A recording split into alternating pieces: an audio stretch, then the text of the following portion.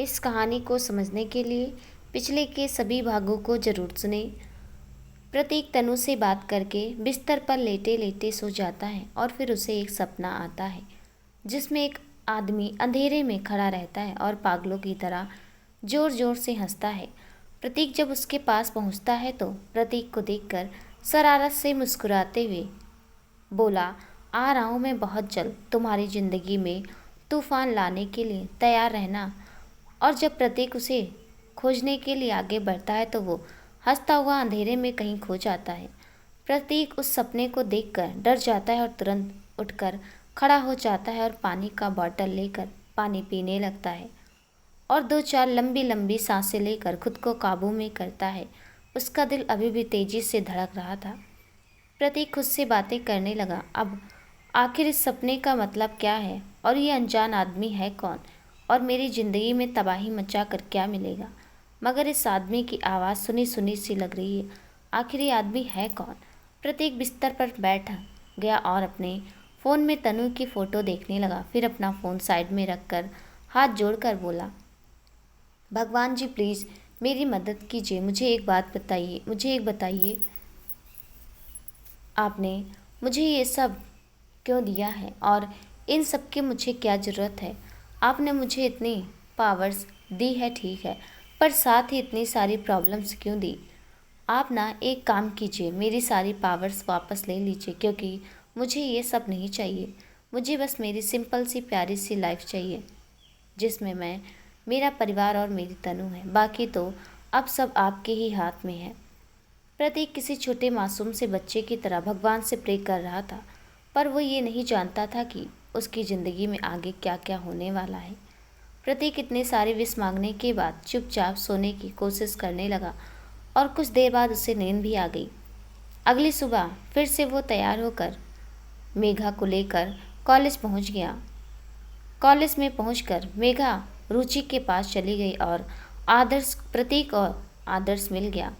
दोनों बात करते हुए अंदर की ही तरफ जा रहे थे और उधर से मेघा भी रुचि के साथ बात करते हुए क्लास की तरफ आ रही थी कि तभी मेघा आदर्श से टकरा गई और आदर्श ने उसे पकड़ लिया और गिरने से बचा लिया। दोनों एक दूसरे की आंखों में खोए हुए थे और प्रतीक को दोनों के बीच कुछ कुछ नजर आया, पर रुचि को तो आदर्श और मेघा के बीच कोई केमिस्ट्री नजर नहीं आई। उल्टा वो आदर्श को मवाली समझने लगी। रुचि ने मेघा को उससे दूर किया और अपनी तरफ खींच लिया और आदर्श को घूरते हुए बोले, मिस्टर तुम्हारे पास कोई काम वाम नहीं है क्या, जब देखो तब लड़कियों से टकराने क्या बहाने ढूंढते रहते हो। हाँ, समझते क्या हो खुद को तुम, अगली बार अगर मेघा से टकराए ना तो। रुचि का प्रवचन चालू हो चुका था पर आदर्श को कोई फर्क ही नहीं पड़ रहा था।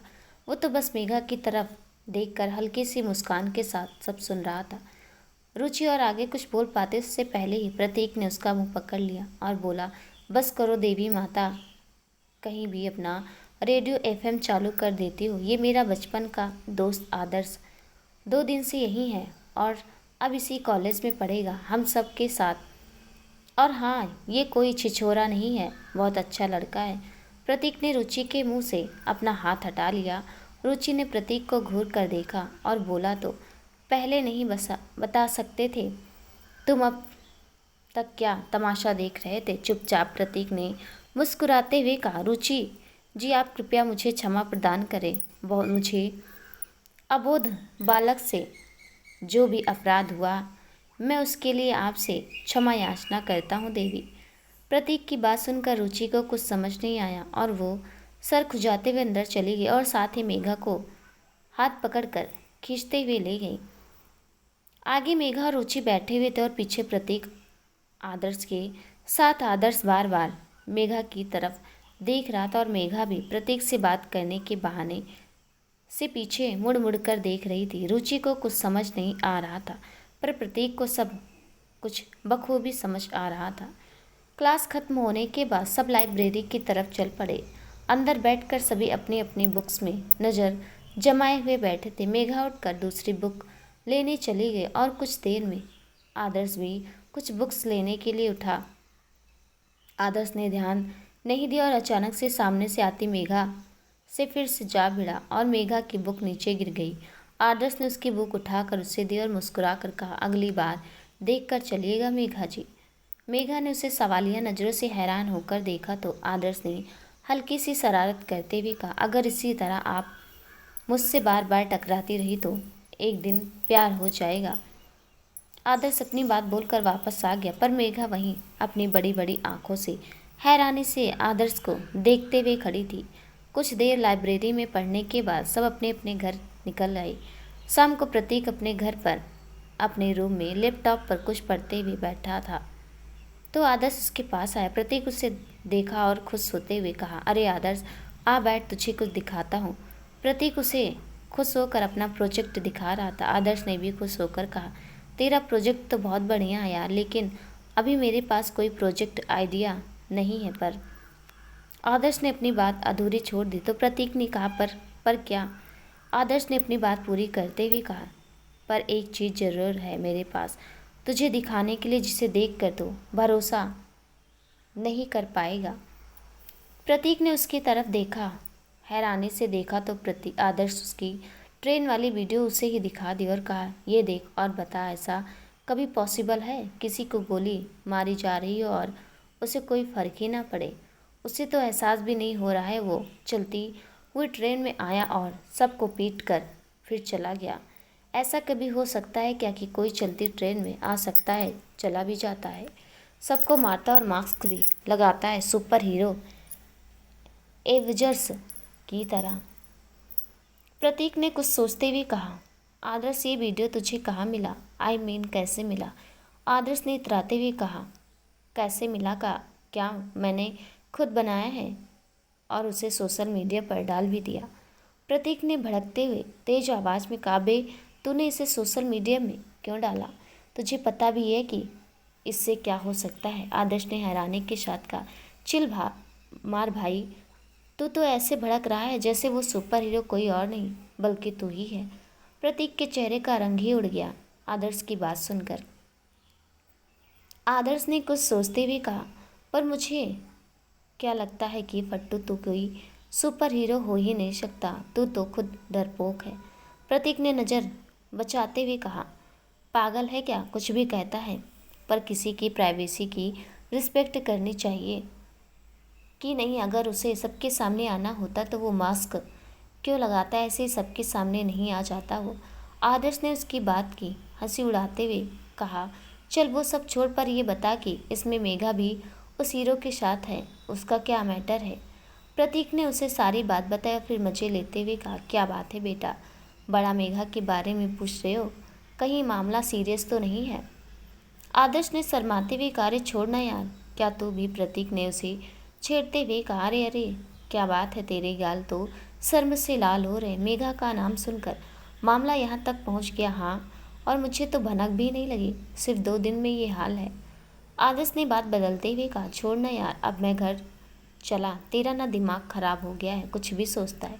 आदर्श दरवाजे तक पहुंचा और फिर वापस लौट पड़ा और कहा, सुन, अगले हफ्ते मुझे मुंबई जाना है, एक जगह के बारे में पता करना। वो डैड ने एक पुरानी फैक्ट्री खरीदने को कहा है, तो उसी के लिए। क्या नाम है उस गांव का? साखरोली। वहाँ पर पहले उनकी कोई फैक्ट्री थी जिसे उन्होंने किसी वजह से बेच दिया था, अब फिर से उसे लेना है। चल अभी मैं चलता हूँ, बाद में कॉलेज में मिलता हूँ तुझसे। आदर्श मुस्कुराते हुए चला तो गया, पर प्रतीक के दिमाग में एक सवाल छोड़ गया और साथ ही साथ छोड़ गया एक नाम, साखरोली, जिससे उसका एक गहरा रिश्ता है, या यूं कहें कि एक बुरा सपना। अब प्रतीक के दिमाग में बस वही घूम रहा था। प्रतीक चुपचाप सो गया और अगले दिन कॉलेज गया, पर उसके दिमाग में बस यही सब चलता रहता। एक ही नाम उसके दिमाग में बार बार गूंज रहा था। क्लासेस खत्म हुई और अगले दिन रविवार था, तो प्रतीक और बाकी सब ने मूवी देखने का प्लान बनाया और अपने अपने घर चले गए। प्रतीक दोपहर में अपने कमरे में आंख बंद करके लेटा हुआ था तो उसे अचानक से सब याद आने लगा और प्रतीक मुस्कुराते हुए उठ गया और उसे पता चल गया था कि उस गांव की से उसका क्या रिश्ता है और अब आगे उससे क्या करना है। प्रतीक नीचे गया और सबको बोल दिया कि उसे 2 दिन के लिए इंदौर जाना है क्योंकि उसका कोई एग्ज़ाम है। सब मान गए और प्रतीक ने अपने फ़ोन पर मुंबई के पास के गांव साकरोली के लोकेशन चेक किया और तैयार होकर अपना बैग लेकर घर से निकल गया और एक सुनसान जगह पर जाकर मास्क लगाकर हवा हो गया। कुछ ही घंटों में प्रतीक साकरोली में था और याद करते हुए उस फैक्ट्री तक पहुंचा, जहां पर जाते उसे डर भी लग रहा था और अंदर से एक बेचैनी भी हो रही थी। प्रतीक फैक्ट्री के अंदर गया और जहां एक छोटी सी सुरंग जैसा कुछ बना था, उसके अंदर जाने के बाद वो एक खंडहर लैब में पहुंच गया जो बुरी तरह से जली पड़ी थी। प्रतीक ने अपने फ़ोन के टॉर्च से वहां का पूरा मुआयना किया, पर वहां उसे कुछ भी नहीं मिला। अगर कुछ मिला तो बस वो थी उसकी भयानक यादें, जिससे याद करके वो अचानक से सहम जाता। किसी तरह सब कुछ भूलकर जब वो वहाँ से बाहर आने लगा तो उसे एक कोने में कंप्यूटर की हार्ड डिस्क पड़ी मिली। प्रतीक ने उसे उठाकर अपने बैग में रख कर वहाँ से निकल गया। एक दिन मुंबई में घूमने के बाद वो वापस भोपाल लौट आया बिना किसी जानकारी के। वो उदास तो था, पर कहीं ना कहीं उसे एक उम्मीद थी कि इस कंप्यूटर के हार्ड डिस्क से शायद उसे उसके सवालों के जवाब मिल जाए। प्रतीक ने अपने कमरे का दरवाज़ा बंद किया और अपने लैपटॉप में उस हार्ड डिस्क को कनेक्ट करके किसी तरह उस हार्ड डिस्क को ओपन कर लिया। आखिरी दिन की फुटेज से उसे ये तो पता चल गया था कि उसके पास कैसी शक्तियाँ हैं, पर उसके पास ये सब आई कैसे उसे ये नहीं पता था। उसने कुछ सॉफ्टवेयर डाउनलोड किए और उस हार्ड डिस्क के डाटा को रिकवर किया, जिससे उसे सारे फुटेज मिल गए। उसने 2 महीने की पूरी फुटेज कॉपी कर ली और धीरे धीरे उसे देखने लगा। एक वीडियो को देखकर उसकी आंखें फटी की फटी रह गई। प्रतीक उसे ध्यान से देखने लगा। रात का टाइम था, लैब के सारे लोग सोने लगे और अंदर प्रतीक की सांसें उखड़ने लगी थी। उस पर केमिकल का रिएक्शन होने लगा था। प्रतीक बेहोश हो गया। तभी अचानक से एक प्रकाश पुंज आसमान से आया और पूरी तेजी से प्रतीक में समा गया। वो इतना शक्तिशाली हो गया कि उसका शरीर आकार बदलने लगा। उसके हाथ पैर मोटे होने लगे और धीरे धीरे तेज रोशनी के साथ चमकने लगे। लैब में इतनी रोशनी हो गई कि कुछ पल के लिए सारे कैमरे बंद पड़ गए और फिर कुछ देर बाद सब सामान्य हो गया। प्रतीक को उस वीडियो को देखकर अब समझ आ गया था कि उसके पास जो पावर है वो साइंस की दी हुई नहीं है, बल्कि वो तो भगवान की दी हुई है। अब प्रतीक को सब कुछ पता चल चुका था। प्रतीक ने हाथ जोड़कर भगवान का धन्यवाद किया और उसका हाथ अपने फ़ोन पर चला गया, पर कुछ सोचकर वो रुक गया। वो तनु को कॉल करने ही वाला था, पर नहीं किया। 2 महीने इसी तरह हंसते हुए बिना किसी परेशानी के गुजरे। तनु और प्रतीक की रोज़ बातें होती थी, पर दोनों में से किसी ने भी एक दूसरे को अपने दिल की बात नहीं बताई। जानते दोनों थे और समझते भी थे, पर हरकतें पर कहते नहीं थे। आदर्श ने मेघा को अपने दिल की बात बोल दी और मेघा ने भी हाँ कह दिया था। उसे आदर्श बहुत पसंद था। दोनों की जोड़ी भी अच्छी जमती थी। हाँ, बस रुचि बेचारी अकेली बची थी। तनु के आने में 2 दिन भी बाकी थी कि रात में तनु का मैसेज आया प्रतीक के पास। तो उसने उसे चेक किया, जिस पे लिखा था कल शाम को 6 बजे एयरपोर्ट पर आ जाना, समझे। प्रतीक ने भी जवाब दे दिया, हाँ मैडम जी, मैं समझ गया। अगले दिन प्रतीक कॉलेज गया, पर उसे अंदर से बेचैनी हो रही थी। वो बार बार घड़ी देख रहा था और सारी क्लासेस खत्म होने के बाद तुरंत घर भागा। घर आकर भागते हुए अपने कमरे में चला गया। उसकी भाभी तो समझ गई थी कि कुछ बात तो ज़रूर है। प्रतीक अपने कमरे में सारे कपड़े फैलाकर देखने लगा कि कौन सा पहनूं, और फिर उसकी भाभी ने उसे कपड़े सिलेक्ट कर दिए। प्रतीक 6 बजने से पहले एयरपोर्ट पर तैनात हो गया था। किसी तरह समय बीता और तनु बाहर निकले। तनु अब भी वही पुरानी थी। वो बदली बिल्कुल भी नहीं थी। उसी तरह पहनावा, वही अंदाज। उसने प्रतीक को कॉल किया और कहा, कहाँ हो तुम? प्रतीक ने ऊँघते हुए कहा, अरे यार, मैं तो अभी घर पर ही हूँ। तनु ने आगे कुछ नहीं कहा और चिढ़कर फ़ोन काट दिया। तनु जैसे दरवाजे से बाहर आए, प्रतीक को सामने देखा, वो सब कुछ भूलकर दौड़कर प्रतीक के गले लग गई। प्रतीक कॉलेज से मेघा को लेकर तनु के घर पहुंचा। वो अंदर ही अंदर तनु से मिलने के लिए, उसे देखने के लिए तड़प रहा था। उसके लिए तो एक एक पल बहुत मुश्किल हो रहा था। तनु की मम्मी बाहर ही दरवाजे के पास खड़ी थी, थोड़ा परेशान भी लग रही थी। प्रतीक उनके पास गया और बोला, क्या हुआ आंटी, आप इतनी परेशान क्यों हैं? उन्होंने कहा, क्या बताऊं बेटा, तनु के पापा किसी काम से भोपाल से बाहर गए हैं और आज शाम को तनु आ रही है। यहाँ तो उसे लेने कौन जाएगा? प्रतीक ने उछलते हुए कहा, मैं जाऊंगा तनु को लेने। मेघा ने प्रतीक की तरफ मुस्कुराकर शरारत से देखा तो प्रतीक झेप गया। फिर उसे लगा कि वो कुछ ज़्यादा उतावला हो रहा है, तो उसने सहज होकर कहा, तनु को लेने मैं चला जाऊंगा आंटी, आप अगर कहें तो। तनु की मम्मी प्रेरणा जी ने कहा, मुझे तो खुशी होगी और तुम्हें भी, क्योंकि जितना हमने तनु को मिस किया है उतना ही तुमने भी किया है। प्रतीक ने मन ही मन कहा, आप सोच भी नहीं सकती डियर सासू माँ की मैंने तनु के बगैर एक एक पल कैसे काटा है। तनु की मम्मी ने प्रतीक के कंधे पर हाथ रखकर कहा, प्रतीक तुम चले जाओगे ना तनु को लेने? तनु की मम्मी के हाथ लगने से प्रतीक अपने ख्यालों से बाहर आया और सहजता से कहा, हाँ आंटी आप टेंशन मत लीजिए, मैं हूँ ना।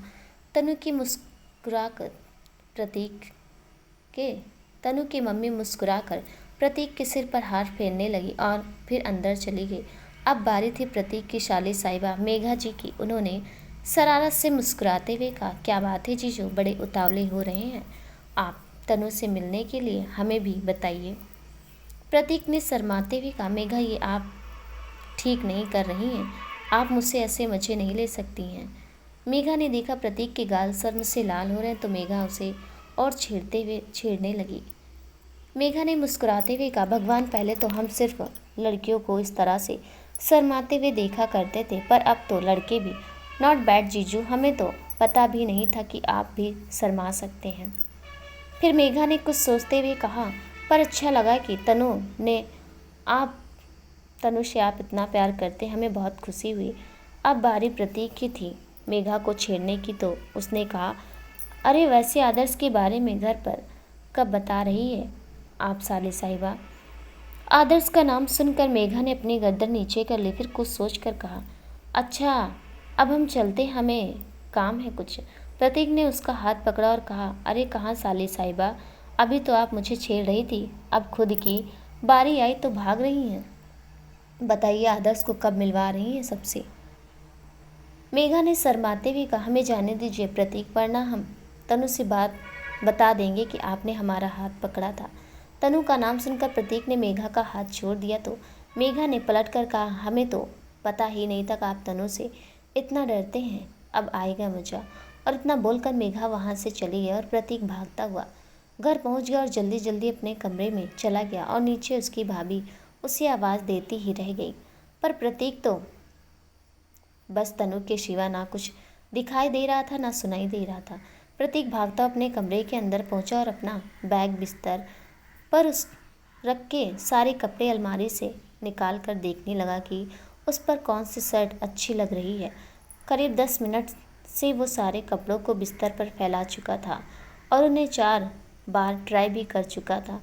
भाभी दरवाजे के पास खड़ी सब देख रही थी और फिर अंदर आई और उनमें से एक शर्ट निकाल कर प्रतीक को देते हुए कहा, ये वाली ज़्यादा अच्छी लगेगी।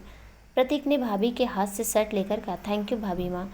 फिर उसे अचानक से याद आया कि उसकी भाभी वो यहाँ कब आई और प्रतीक ने उनकी ओर देखा, वो मुस्कुराते हुए खड़ी थी। प्रतीक हैरान रह गया और बोला, भाभी माँ आप यहाँ कब आई?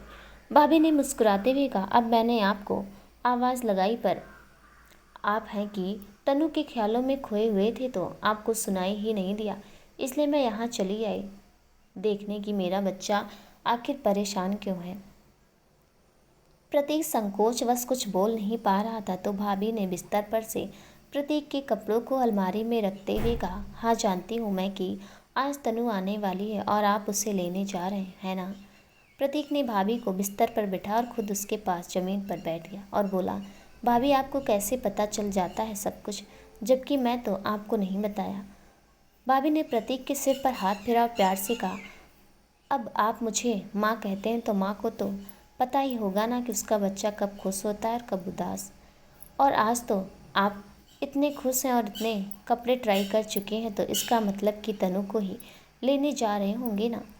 प्रतीक ने उसके गाल खिंचाते हुए कहा, आप ना सबसे अच्छी हैं, सबसे बेस्ट मेरी प्यारी भाभी माँ। भाभी ने भी खुश होकर कहा, और आप भी सबसे अच्छे हैं प्रतीक, चलिए अब आप तैयार हो जाइए, मैं जाती हूँ नीचे। भाभी नीचे चली गई और प्रतीक भाभी की पसंद की हुई शर्ट पहनकर घड़ी में टाइम देखने लगा। वो अंदर ही अंदर छटपटा रहा था कि कैसे शाम हो और वो तनु को देख सके। समय बहुत तेजी से कट रहा था, पर प्रतीक के लिए तो एक एक पल बहुत भारी हो रहा था।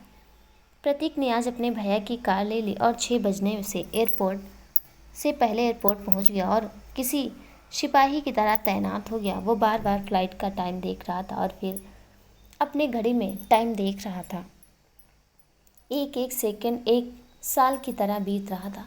किसी तरह 6 बजे और तनु जिस फ्लाइट से आने वाली थी उसका अनाउंसमेंट हुआ और प्रतीक की धड़कनें तेज होने लगी। वो बेसब्री से तनु की एक झलक पाने के लिए तरस रहा था। तनु की फ्लाइट आ गई और सारे पैसेंजर्स बाहर आने लगे। प्रतीक ने तनु को देखा, वही सादगी, वही पहनावा, वही अंदाज। तनु ने इधर उधर देखा पर प्रतीक उसे कहीं नहीं दिखा। तो तनु ने प्रतीक को कॉल किया। तनु ने प्यार से कहा, कहाँ हो तुम? प्रतीक ने ऊँघते हुए कहा, अभी तो घर पर ही हूँ। क्यों, कुछ हुआ है क्या? तनु ने चिढ़कर कहा, नहीं कुछ नहीं हुआ, तुम घर पर ही रहो समझे, और गुस्से से फ़ोन काट दिया। प्रतीक चुपचाप बाहर निकल कर खड़ा था। जब तनु मेन गेट से बाहर निकली तो प्रतीक मुस्कुराता हुआ बाहर खड़ा था।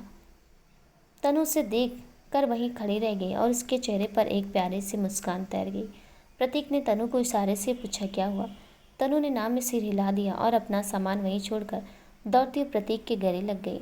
प्रतीक ने उसे कस के पकड़ लिया और प्यार से कहा, इस लम्हे के लिए मैं तरस गया था और आज मैं बहुत खुश हूँ।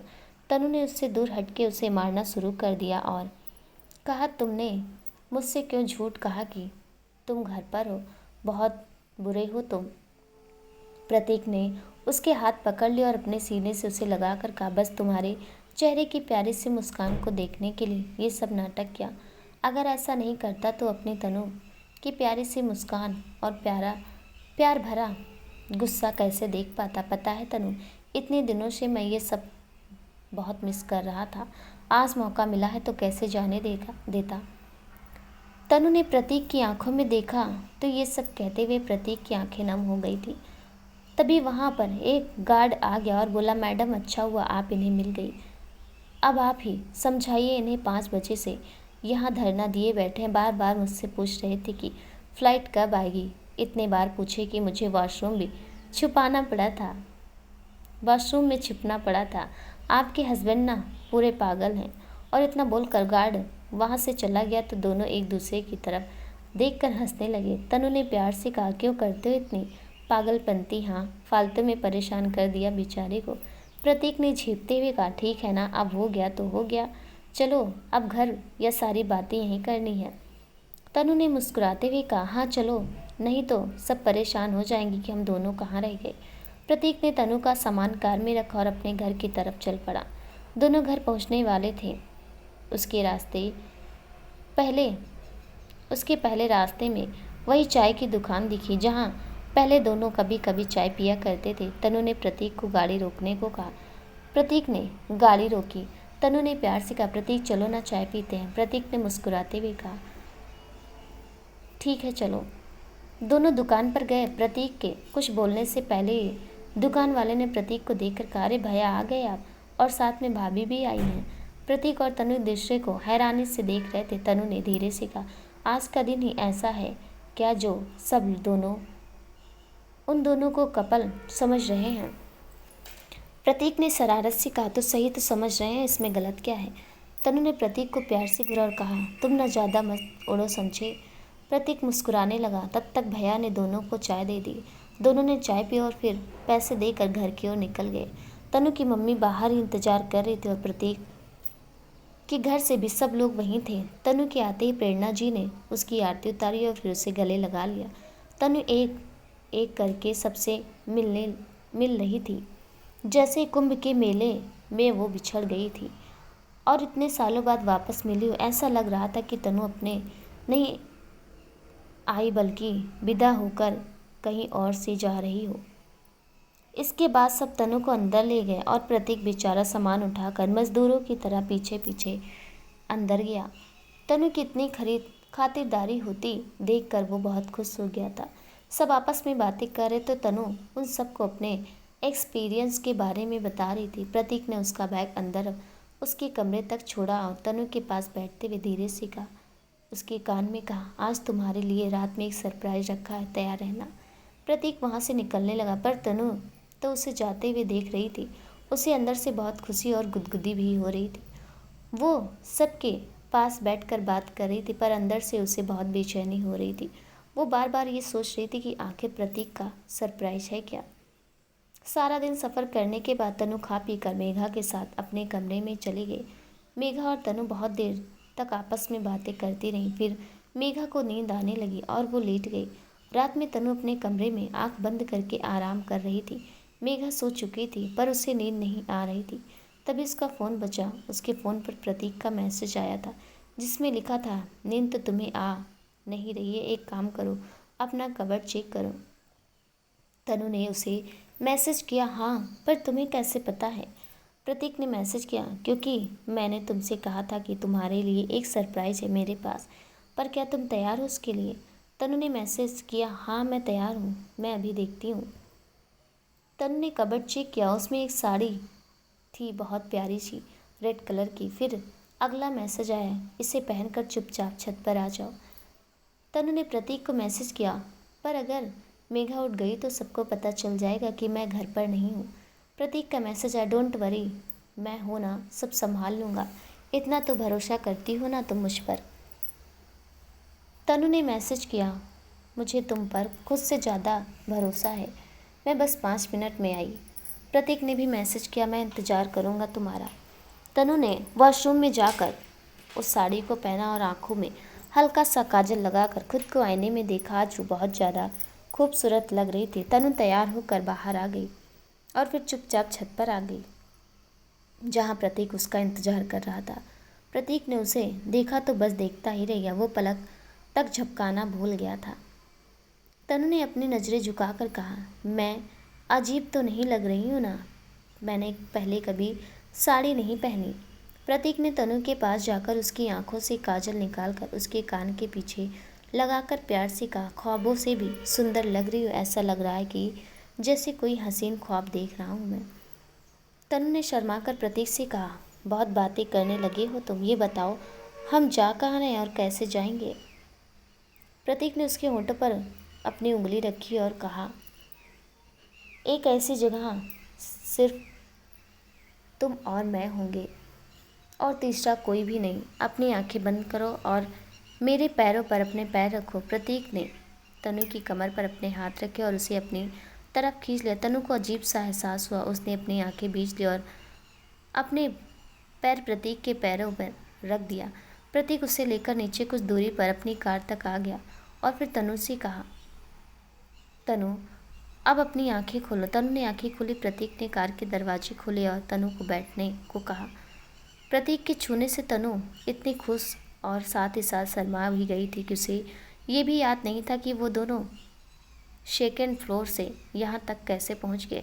तनु अंदर बैठकर प्रतीक ने दरवाजे को बंद किया, फिर आकर ड्राइवर सीट पर बैठ गया। दोनों खामोशी से कार में बैठे थे। तनु और प्रतीक एक दूसरे को बहुत प्यार से देख रहे थे पर दोनों में से कोई भी कुछ नहीं बोल पा रहा था। कुछ देर में कार बड़े तालाब के किनारे पहुंच गई जहां थोड़ा सा सुनसान सा था और बहुत सजावट लाइटिंग भी थी। प्रतीक ने दरवाज़ा खोला और तनु का हाथ पकड़कर उसे अपने साथ ले गया। वो जगह इतनी खूबसूरत थी कि तनु हैरान सी खड़ी रह गई। प्रतीक और तनु प्रतीक की कार से घर के पास से निकल गए और कुछ देर में बड़ी झील तक पहुंच गए। प्रतीक ने कार रोक दी और दरवाज़ा खोलकर बाहर निकला और फिर खुद तनु के तरफ आया। दरवाज़ा खोलकर प्यार से उसका हाथ पकड़कर बाहर निकाला। तनु बाहर निकली और उस जगह की खूबसूरती देखकर दंग रह गई। वहाँ चारों तरफ तरह तरह की रंग बिरंगी लाइटिंग थी। उस जगह को फूलों से सजाया गया था और हर जगह बहुत सारे दिल के आकार के गुब्बारे लगे हुए थे। तनु तो उस जगह को देखकर भाव विभोर हो गई। उस जगह को इतना प्यार से सजाया गया था कि वो किसी भी कपल के लिए परफेक्ट थी। प्रतीक ने तनु का हाथ पकड़ रखा था और उसे लेकर उस जगह पर बढ़ रहा था। प्रतीक ने कुर्सी खिसका कर तनु को बैठा और खुद भी उसके सामने बैठ गया। तनु ने धीरे से कहा, ये सब क्या है प्रतीक, तुम मुझे यहाँ क्यों लेकर आए हो? प्रतीक ने प्यार से कहा, मैडम यहाँ का इंतजाम देखकर आपको क्या लगता है मैं आपको यहाँ क्यों लाया हूँ? तनु ने चारों तरफ नजर घुमाई, फिर हैरान होकर कहा, हम डेट पर आए हैं क्या? प्रतीक ने मुस्कुराकर कहा, हाँ साइंटिस्ट साहिबा, आप बिल्कुल सही समझी हैं। तनु ने घबराते हुए कहा, पर और उठने लगी। तनु को थोड़ा अजीब सा लग रहा था। प्रतीक ने उसका हाथ पकड़ लिया और प्यार से कहा, तुम्हें मुझ पर भरोसा है या नहीं? तनु ने बैठते हुए कहा, हाँ खुद से भी ज़्यादा। प्रतीक ने मजे लेते हुए कहा, फिर क्या प्रॉब्लम है? हाँ डोंट वरी, मैं उस टाइप का लड़का नहीं हूँ। तनु ने उसे हाथ से मार प्रतीक ने प्यार से और प्रतीक को प्यार से देखकर मुस्कुराने लगी। प्रतीक ने एक बॉटल से चाय निकाली और 2 गिलासों में डाल दी। तनु चाय देखकर खुश हो गई। प्रतीक ने धीरे से कहा, अब इसके सिवा ना तुम कुछ पीती हो और ना मैं, इसलिए ये ले आया। तनु ने मुस्कुराते हुए कहा, पीने के लिए ठीक है, पर खाने के लिए क्या है? भूख लगी है? प्रतीक ने मुस्कुराते हुए कहा, जानता था कि आपको भूख लगी होगी रानी साहिबा, इसलिए पास्ता लाया हूँ। तनु ने पास्ता को देखा तो और ज़्यादा खुश हो गई, फिर प्यार से बोली, थैंक यू सो मच राजा साहब। तनु के मुंह में तो पानी आ रहा था पास्ता देखकर। फिर दोनों हंसते हुए खाने लगे, क्योंकि दोनों को ही पास्ता पसंद था। खाने के बाद और चाय पीने के बाद तनु ने प्यार से प्रतीक का गाल खींचा और कहा, थैंक यू। प्रतीक ने मुंह लटकाकर कहा, बस इतना ही? बस तुमने कुछ कहा था कि जब तुम वापस आओगी तो फिर। तनु झेप गई और फिर शर्माते हुए अपनी नज़रें नीचे कर ली। उसकी आवाज़ कांपने लगी। क्या बोला था मैंने? कब? क्या बोला था? मुझे तो कुछ याद ही नहीं आ रहा। इतना बोलकर तनु खड़ी हो गई और कुछ दूर जाकर खड़ी हो गई। प्रतीक उसके पास गया और कहा, ठीक तो मैं याद दिला देता हूँ। तनु मंद मंद मुस्कुराने लगी और अपना चेहरा घुमा लिया। प्रतीक अपनी कार से एक गुलदस्ता निकाल लाया और तनु के सामने आकर घुटनों के बल बैठ गया। प्रतीक ने तनु की तरफ देखते हुए कहा, मुझे ज़्यादा कुछ तो नहीं आता, पर जो भी आता है सीधे सीधे बता देता हूँ। तनु की आंखों में चमक आ गई थी, उसकी धड़कनें तेज हो गई थी। वो मुस्कुराते हुए प्रतीक को देखने लगी। प्रतीक ने अपनी बात जारी रखी, वैसे तो इनकी खूबसूरती भी तुम्हारे आगे फीकी है, इसलिए नहीं कि तुम बहुत खूबसूरत हो, वो इसलिए क्योंकि तुम्हारा दिल तुमसे भी ज़्यादा खूबसूरत है, जिसमें सबके लिए सम्मान और अपने परिवार के लिए ढेर सारा प्यार है। तुम भी सोच रही होगी कि इतना कम बोलने वाला लड़का आज इतना क्यों बोल रहा है। क्या बताऊँ, मुझे खुद नहीं पता कि मैं क्या बोल रहा हूँ। बस इतना जानता हूँ कि इस पागल से लड़के के दिल में तुम्हारे लिए बहुत प्यार है। अब प्यार मापने का कोई पैमाना तो नहीं है मेरे पास, नहीं तो मैं वो भी मेरे प्यार की गहराई को माप नहीं पाता। मेरा प्यार तुम्हारे लिए कभी भी कम नहीं पड़ेगा। तुम जब 80 साल की हो जाओगी ना, तब भी मैं तुमसे इससे ज़्यादा प्यार करूँगा, या शायद इससे कहीं ज़्यादा। तनु की आंखों में नमी आ गई थी और उसके चेहरे पर एक प्यारी सी मुस्कान थी। प्रतीक ने अपनी बात जारी रखी और कहा, अरे यार, समझ नहीं आ रहा क्या कह रहा हूँ, क्यों कह रहा हूँ, पर हाँ इतना ज़रूर कह सकता हूँ कि ये पागल सा लड़का तुमसे दीवानों की तरह प्यार करता है और हमेशा करेगा। क्या तुम भी मुझसे उतना ही प्यार करते हो जितना मैं तुमसे करता हूँ? तनु ने प्रतीक का हाथ पकड़ा और उसे खड़े करके गले लगा लिया। वो कुछ देर तक इसी तरह प्रतीक के गले लगी रही। उससे कुछ बोला ही नहीं जा रहा था, उसकी आवाज़ उसके गले में ही अटक गई। प्रतीक ने प्यार से कहा, तनु क्या हुआ? तनु ने सिर्फ कहकर जवाब दिया। प्रतीक ने तनु को खुद से दूर किया और उसका चेहरा अपने हाथ में लेकर उसकी आंखों में प्यार से देखा। तनु की आंखों में खुशी भरे हुए थे, आंसू भरे हुए थे। तनु ने धीरे से कहा, मुझे माफ़ कर देना प्रतीक, मैं तुम्हारे प्यार को समझ नहीं पाई और तुम्हें बहुत परेशान किया, और तुमने भी तो कभी नहीं कहा मुझसे कि तुम मुझसे इतना प्यार करते हो। प्रतीक ने मुस्कुराकर तनु की आंखों में झांक कर देखा और कहा, क्योंकि मैं तुम्हें खोने से डरता था। अगर मैं तुम्हें सब बता देता तो मैं एक प्यारा सा दोस्त भी खो देता। तनु ने अपनी नज़रें नीचे करके कहा, और अगर मैं तुम्हें पहले ही हाँ कर देती तो? प्रतीक हैरान हो गया और कहा, मतलब? तनु ने अपना सिर ऊपर किया और प्रतीक का हाथ पकड़ कर कहा, मैंने ना तुमसे एक बात छुपाई है प्रतीक। प्रतीक ने कहा, क्या? क्या छुपाया है? तुमने मुझसे। तनु ने शर्माते हुए मासूमियत से कहा, यही कि मैं भी ना तुमसे बहुत पहले से प्यार करती हूँ, बस अपने आप से, और सबसे झूठ बोलती आ रही हूँ। तुम्हें याद है जब भी कोई लड़की तुम्हें छूती या तुमसे बात करती तो मैं उसे डरा कर भगा दिया करती थी, और कभी कभी तो पीट भी देती थी, क्योंकि मुझे पसंद नहीं है कि कोई भी तुम्हें छुए। तुम सिर्फ मेरे और हमेशा मेरे रहोगे। प्रतीक चुपचाप सब सुन रहा था, उसे अभी तक भरोसा नहीं हो रहा था। तनु ने आगे कहा, मुझे ना बहुत बुरा लगा था जब रुचि ने तुम्हें छुआ और तुम दोनों एक दूसरे से हंस हंस कर बातें कर रहे थे, पर वो तो मेरी दोस्त है, इसलिए मैं उसका कुछ नहीं कर सकती थी। पर मुझे बहुत बुरा लगता था और मैं घर में जाकर अकेले में रोती भी थी। जब रुचि ने मुझे बताया कि तुम दोनों के बीच कुछ नहीं है तो मैं तुम्हें सब बताने वाली थी, पर मौका ही नहीं मिला। कभी प्रतीक सिर्फ तुम्हें ही नहीं, मुझे भी तुम्हें खो देने से डर लगता था। कैसे बताऊं कि तुम मेरे लिए क्या मायने रखते हो। तनु प्रतीक के सीने से लग गई और फिर बोली, मैं ना तुमसे बहुत ज़्यादा प्यार करती हूँ, खुद से भी ज़्यादा, सबसे ज़्यादा, और मैं तुम्हें कभी भी अकेला छोड़कर नहीं जाऊंगी। तनु ने प्रतीक के चेहरे के पास अपने चेहरे को रख दिया और फिर अपनी आंखें बंद कर ली। प्रतीक ने उसके माथे को अपने होठों से छू लिया और कहा, तुम ना सच्ची में बहुत पागल हो। तनु की सांसें बहुत तेज थी और वो प्रतीक के होठों के पास अपने होठ को ले गई।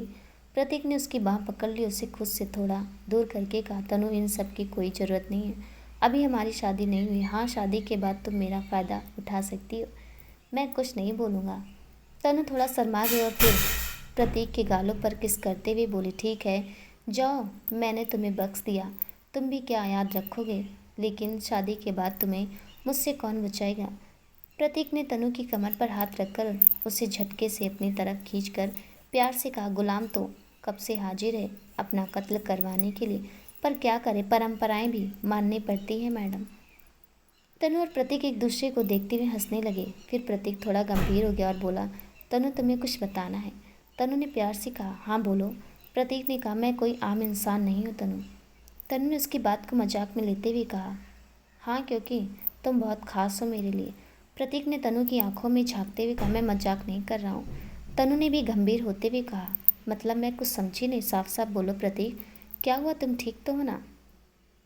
प्रतीक ने बड़ी झील की तरफ अपना हाथ किया तो उसका पानी हवा में लहराने लगा और मछलियाँ उछलने लगी, और दूसरा हाथ अपनी कार की तरफ किया तो कार का दरवाज़ा अपने आप खुल गया। तनु ये सब देखकर हैरान थी। उसने कहा, प्रतीक ये सब क्या हो रहा है। प्रतीक ने अपने पॉकेट से अपना मास्क निकाला और पहन लिया, फिर तनु के सामने हवा में लहराने लगा। तनु को खुद की आंखों पर यकीन नहीं हो रहा था कि क्या ये सब सच है। फिर सब कुछ सामान्य हो गया और प्रतीक ने तनु के सामने आकर अपना मास्क निकाल कर अपनी पॉकेट में रख लिया और कहा, तनु ये है मेरी सच्चाई, मैं ही हूँ वो मिस्टर ये सीरियस बॉय।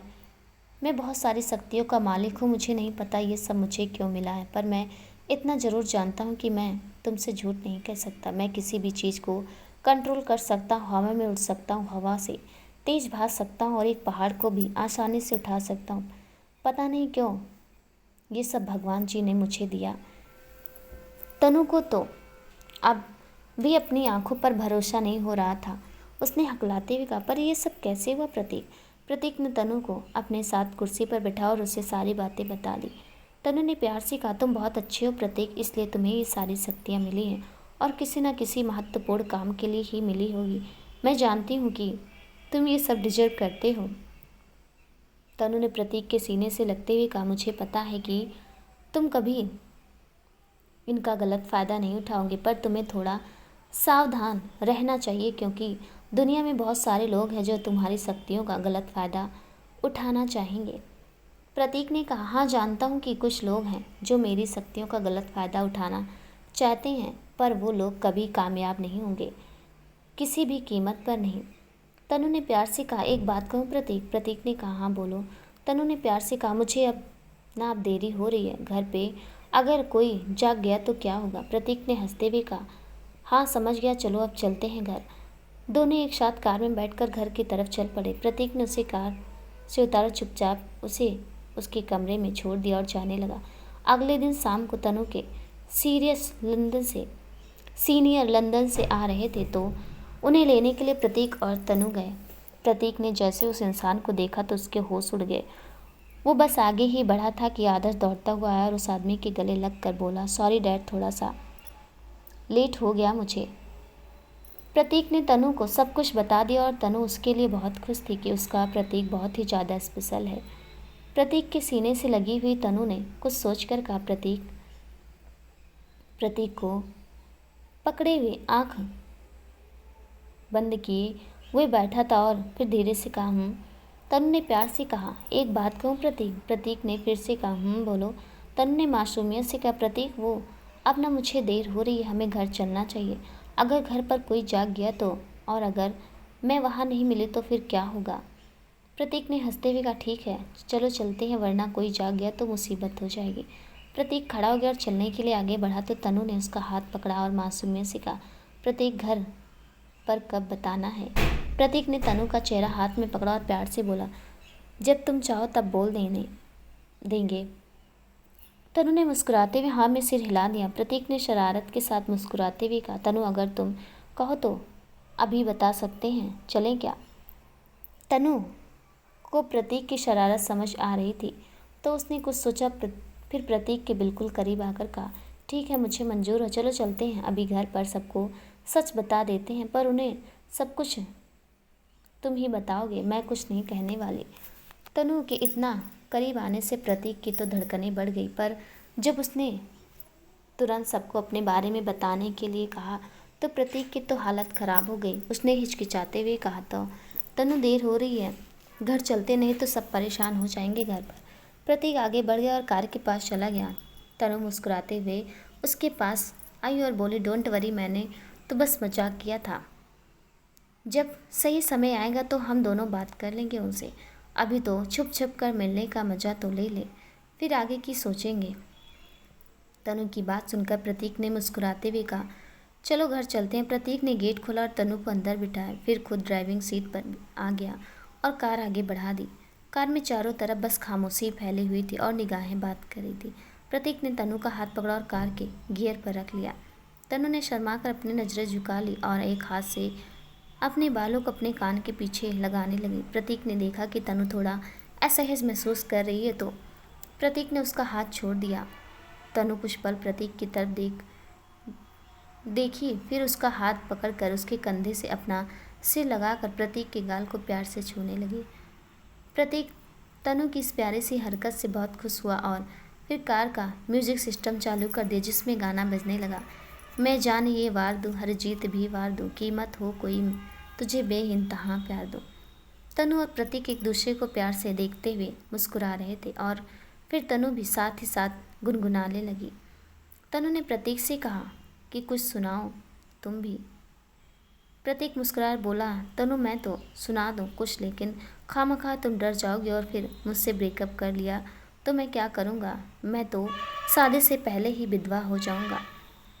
तनु ने प्रतीक को प्यार से घूरा और हल्के से मारते हुए कहा, तुम ना बहुत शैतान हो गए हो, बहुत बोलने लगे हो। प्रतीक ने हंसते हुए कहा कि क्या करूं, अब महारानी साहिबा ने बोलना कम कर दिया है तो सोचा कि मैं ही ज़्यादा बोलना शुरू कर दूं। एक बात कहूं तनु। तनु ने प्यार से कहा, हाँ बोलो। प्रतीक ने सहज होकर कहा, तुम बदल गई हो तनु, तुम ना पहले झगड़ा करती थी पर अब तुम प्यार से मेरी बात मान लेती हो, तुम शर्माने लगी हो। अब शायद मेरे प्यार ने तुम्हें बदल दिया है, पर जो भी हो मुझे तुम मेरी पुरानी तनु ही चाहिए। तनु ने प्रतीक के कंधे से सिर टिकाकर कहा, तुम ना कुछ भी बोलते हो शैतान कहेंगे। और तनु ने ये कहकर अपनी आंखें बंद कर ली और गाने को महसूस करने लगी। कुछ देर में दोनों घर के पास पहुंच गए। प्रतीक ने किनारे कार लगाई और दौड़कर तनु के पास गया और दरवाज़ा खोलकर तनु का हाथ पकड़कर उसे बाहर निकाला। तनु ने मुस्कुराकर कहा, आज तो मुझे राजकुमारियों वाली फीलिंग्स आ रही है।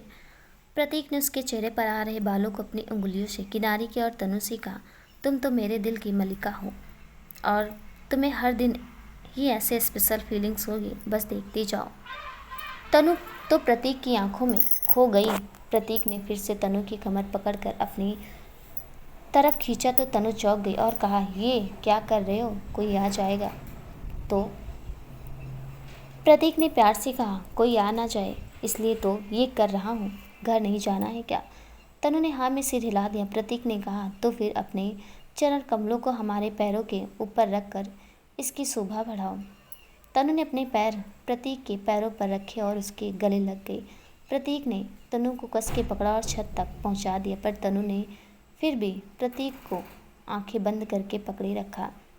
प्रतीक ने धीरे से तनु के कान में कहा, महारानी साहिबा घर आ गया, अब तो गुलाम को जाने दीजिए। यह आज ऐसे ही खड़े खड़े रात बिताने का इरादा है। तनु झेप गई और शर्माते हुए अंदर की तरफ भाग गई। तनु छत से नीचे उतरी और चुपचाप अपने कमरे में पहुंची और मेघा अभी तक सो रही थी। तनु की जान में जान आई। तनु वॉशरूम में कपड़े चेंज करने गई, पर आईने में देखकर खुद को देख रही थी और प्रतीक की बातें उसकी छुअन को खुद में महसूस करते हुए मुस्कुरा रही थी और शर्मा रही थी। और उसे प्रतीक की याद आई। उसने कहा था कि तुम बदल गई हो तनु। तनु ने एक नज़र खुद को देखा आईने में और कहा, बदल तो गई हूँ तुम तनु, पर पता नहीं क्यों ये बदलाव भी बहुत प्यारा लग रहा है। शायद ये प्रतीक के प्यार का असर है। तनु ने फिर अपने सिर पर प्यार से मारा और कहा, धत तेरी कि तू भी ना पागल है। चल अब जल्दी से सो ले, वरना अगर मेघा ने तुझे इन कपड़ों में देख लिया तो सारे घर को खबर हो जाएगी। तनु ने तुरंत अपने कपड़े बदले और साड़ी को अपने होठों से छूकर प्यार से कबर्ड में छुपा कर रख दिया। इसके बाद तनु बिस्तर पर मेघा के बगल लेट गई, पर उसे नींद नहीं आ रही थी, तो उसने अपने फ़ोन पर प्रतीक की फ़ोटो देखी और उसे होठों से छूकर कहा, आई लव यू पागल, चलो अब सो जाओ, गुड नाइट। और अपना फ़ोन बंद करके तकिए को अपने गले से लगाकर आंख बंद कर ली। कुछ देर में उसे नींद आ गई और प्रतीक ने अपनी कार को घर के बाहर पार्क किया और फिर बड़े तालाब पर चला गया अपना किया हुआ ताम झाम समेटने, और फिर अपने घर आ गया। प्रतीक ने अपनी जैकेट को उतारा, अपने सीने से लगाकर मुस्कुराता हुआ लेट गया। प्रतीक अपने जैकेट में तनु के एहसास को अभी तक महसूस कर रहा था और कुछ देर में उसे नींद आ गई। अगली सुबह प्रतीक तनु से मिलने उसके घर जाता है तो वो अपने कमरे में थी और प्रतीक उसे ढूंढता हुआ वहाँ पहुँच जाता है और तनु को आवाज़ लगाता है, तो तनु उसे कुछ देर वहीं रुकने का कहती है और वॉशरूम में चली जाती है कि तभी तनु का फ़ोन बजता, जिसपे उसके सीनियर का कॉल था। प्रतीक तनु से कहता है, तुम्हारे सीनियर साइंटिस्ट का कॉल है तनु। तनु वॉशरूम में थी और वहीं से कहते, तुम उठा लो और बात कर लो, मैं बस आ रही हूँ। प्रतीक कॉल रिसीव करता और कहता, हेलो। सीनियर की आवाज़ आती, हेलो जी, कौन? तनु कहाँ है? प्रतीक कुछ देर के लिए सुन्न पड़ जाता है और सोचने लगता है कि यह आवाज़ तो सुनी हुई लग रही है। उसे सब कुछ धीरे धीरे याद आने लगता है कि उसने कब इस आवाज़ को सुना है। सीनियर की आवाज़ आती, हेलो, आप सुन रहे हैं क्या? हेलो। तब तक तनु आ जाती है और प्रतीक से फ़ोन ले लेती है और बात करने लगती है और प्रतीक तो बस सोचता खड़ा रह जाता है। तनु बात करने के बाद खुश होकर प्रतीक से कहती है, प्रतीक, आज शाम को मेरे सीनियर यहाँ भोपाल आ रहे हैं किसी काम से, तो हमें उन्हें लेने जाना है। अभी वो बेंगलोर में हैं। तनु ने प्रतीक को हिलाया और कहा, क्या हुआ, क्या सोचने लगे? प्रतीक अपने ख्यालों से बाहर निकला और बोला, हाँ ठीक है, हम उन्हें लेने चलेंगे। और फिर मन ही मन बोला, इसी बहाने मैं उस आवाज़ के शख्स को भी देख सकता हूँ, और अगर ये आदमी वो पागल साइंटिस्ट नहीं हुआ तो अच्छी बात है। जो भी हो, मुझे जाना चाहिए तनु के साथ। प्रतीक ने कहा, अभी मैं चलता हूँ, मुझे कॉलेज भी जाना है। प्रतीक अपने घर गया और तैयार होकर फिर कॉलेज निकल गया और फिर वहाँ से फ्री होकर घर आ गया। प्रतीक अपने घर पर अपने ख्यालों में उलझा पड़ा हुआ था। तभी उसके फ़ोन पर तनु का कॉल और प्रतीक ने उठाया, कहा, बस पहुँच रहा हूँ। प्रतीक ने भैया की कार ली और तनु को साथ लेकर एयरपोर्ट निकल गया। कुछ देर में दोनों एयरपोर्ट पहुँच गए। फ़्लाइट का टाइम हो गया और कुछ देर में फ़्लाइट भी आ गई और फिर सारे पैसेंजर्स बाहर आ गए। तनु ने एक सुलझे से दिखने वाले सब इंसान की तरफ उंगली करके कहा, वो रहे मेरे सर। प्रतीक के तो उस शख्स को देखकर होश ही उड़ गए थे। उसका डर उसकी आंखों के सामने मुस्कुराता हुआ आ रहा था। प्रतीक को उस इंसान का चेहरा देखकर सब कुछ याद आ गया और उसके मुंह से निकला, डॉक्टर सुधांशु सुब्रमण्यम। तनु ने हैरान होकर कहा, तुम्हें इनका नाम कैसे पता? मुझे तो कुछ दिन पहले ही पता चला है। प्रतीक गुस्से में अपनी मुट्ठियों को भींचता हुआ आगे बढ़ा ही था, पर तभी डॉक्टर आदर्श दौड़ता हुआ आया और डॉक्टर के गले लग गया और बोला, सॉरी डैड, थोड़ा सा लेट हो गया। वो क्या है ना, ट्रैफिक में फंस गया था। प्रतीक तो जहाँ था वहीं खड़ा रह गया। उसके तो होश ही उड़ गए और वो सोचने लगा, भगवान जी ये सब क्या हो रहा है, ऐसा कैसे हो सकता है, ये पागल आदर्श का पिता है। एक मिनट, आदर्श का पूरा नाम आदर्श सुब्रमण्यम है। ये सब एक सपना है, एक बुरा सपना, ऐसा नहीं हो सकता है। डॉक्टर सुधांशु ने कुछ एक्सपेरिमेंट खुद पर भी किए थे तो उनमें भी बहुत ताकत थी, तो उन्होंने आदर्श को कस के गले से लगाया और हंसते हुए बोले, तेरी आदतें छूटने वाली नहीं है। पढ़ाकू कहीं का पढ़ते पढ़ते इतना खो जाता है कि सब भूल जाता है। आदर दर्द से कराते हुए कहता, डैड मेरी सारी हड्डियाँ टूट जाएगी, मुझे छोड़िए। डॉक्टर ने आदर्श को छोड़ दिया और कहा, इसलिए कहता हूँ कि कुछ खाया कर, समझा। आदर्श ने कहा, एक बात बताएं, आप खाते क्या हो जो आप में इतनी ताकत है। डॉक्टर ने कहा, बस सब जादू है, तेरे काम की चीज़ नहीं है। जब तेरे काम का होगा तो तुझे भी बताऊंगा। तनु भी उनके पास पहुंच जाते और कहते, वेलकम सर। डॉक्टर ने खुश होकर कहा, तनु आप इनसे मिलो, ये मेरा बेटा है आदर्श। तनु मुस्कुराकर कहती है, हाँ सर जानती हूँ, ये मेरे साथ वाले भी पहले पढ़ चुके हैं और अब फिर से आया है, पर प्रतीक के साथ पढ़ता है। तनु प्रतीक को आगे का इशारा करती और कहती, ये प्रतीक है मेरा सबसे अच्छा दोस्त। प्रतीक उनके पास जाकर कहता है, हेलो सर। डॉक्टर प्रतीक की तरफ हाथ बढ़ाकर कहते हैं, हेलो प्रतीक, तुमसे मिलकर खुशी हुई। प्रतीक ने उनसे हाथ मिलाया तो डॉक्टर ने अपनी सारी ताकत उसका हाथ दबाया, पर प्रतीक को कोई फर्क नहीं पड़ा। प्रतीक ने सहज होकर कहा, छोड़ दीजिए सर, आप थक जाएंगे, फौजी का खून है, मुझे किसी से कोई फर्क नहीं पड़ता। डॉक्टर मुस्कुराते हुए बोलते, मैं तो बस देख रहा था कि आप मेरे बेटे से की तरह कमज़ोर तो नहीं है ना। प्रतीक मुस्कुरा देता है, पर इस वक्त दोनों के मन में बहुत कुछ चल रहा होता है। आदर्श कहता है, डैड चलें, बहुत भूख लगी है। तनु कहते, सर मैंने घर पर पहले ही बता दिया था तो वहाँ सारा इंतजाम कर दिया गया, प्लीज़ आप मेरे साथ चलिए, फिर बाद में घर चले जाइएगा। आदर्श अपने पेट पर हाथ रखकर कहता है, जहाँ चलना है चलिए डैड। सब फिर तनु के घर चल देते हैं।